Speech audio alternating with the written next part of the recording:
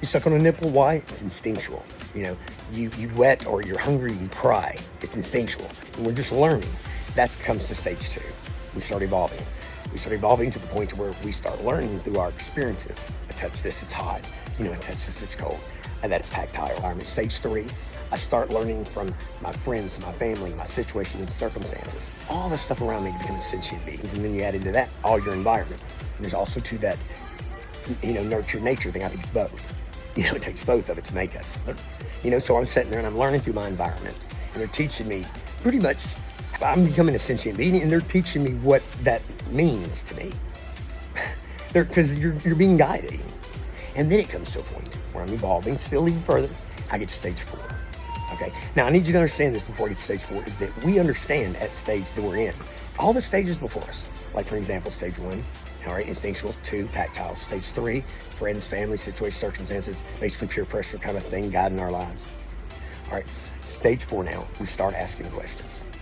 We stop listening to everything and start, you know, who am I? You know, what am I? What do I want to become? What do I want to achieve in my life? See, those things are important. You know, those are our meaning, that's our directions in our lives. And each stage is a whole chapter in life.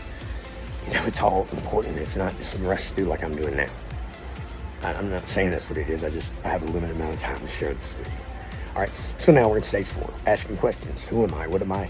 What do I become? What am I achieve? What am I do in my life? Often people get there, at least men often, at, you know, the age of 50 or so, we start doing what? Middle age crisis, I think I call it. That's what happens when you ask questions. God said, seek, you shall find, and I promise it works. I believe that is most, I believe it's solid, and it happens. It's an epiphany.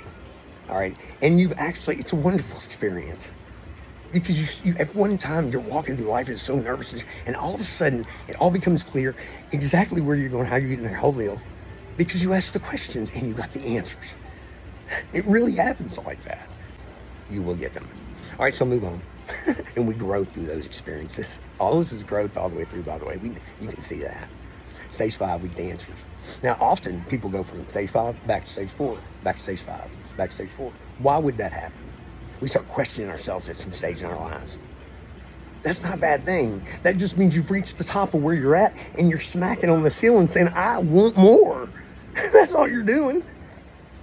And so get the answers, and guess what? You just evolve to the next stage. Every time you stop and start asking questions again, you're evolving each time.